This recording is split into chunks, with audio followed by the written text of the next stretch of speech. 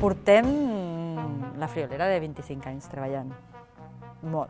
I ja tenim moltes eines, perquè clar, nosaltres sempre que iniciem un nou espectacle, sempre generem això, una eina, sempre mirem que l'eina sigui la que conformi la forma que després veuran. Moltes vegades, per entendre'ns nosaltres mateixos, hem d'explicar-nos, no? I explicar-nos des de la praxis, no tant des d'una manera teòrica, que potser a vegades també, però ens interessa molt testear aquestes eines que poden aportar als altres. I els tallers ens serveixen molt per pensar, o sigui, per entendre el que estem fent, perquè alhora, quan ho has de compartir, ho has d'explicar.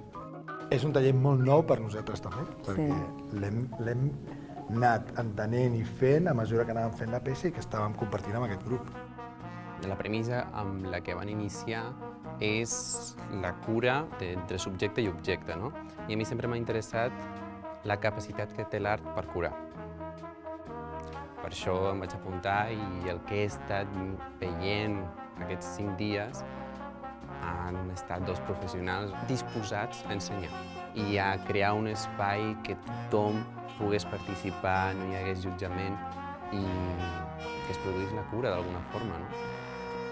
Ho ha dit ara una participant en acabat, no? Diu, hòstia, m'he sentit amb l'espai per equivocar-me, per no jutjar, per mirar les coses, per pensar com sentir abans de fer la cosa que estigui connectada, llavors fer-la, i no fer-la des d'aquí, o fer-la perquè hagi d'omplir el temps, o fer-la perquè hi ha un espectador que el mira. I jo crec que aquest giro, que ens ha costat anys anar entenent, conforma una mica la nostra manera de compartir.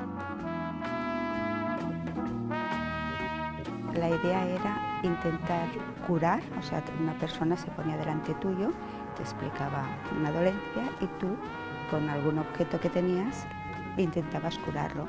Pero todo esto se ha ido transformando y durante esta semana hemos hecho diversos talleres, todos muy interesantes y todos que han generado realmente muchas emociones. Jo crec que col·lectivament hi ha hagut una cura.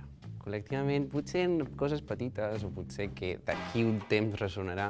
Jo especialment tinc la intuïció de que a algunes persones li ressonarà més que altres o potser li vinguin més, no? Però sí, penso que s'han trobat coses molt maques. Darme cuenta, hacerme una introspección y darme cuenta que durante todos estos años he visto nacer a muchos niños, pero he visto morir a mucha gente. Y todo esto lo tenía como un poco olvidado porque dices, me jubilo y se acaba. Y no, es toda una vida, es tu mochila y la voy a aceptar, la acepto y además doy gracias de que la vida y de que este taller me haya ayudado a recuperar todo esto que tenía olvidado.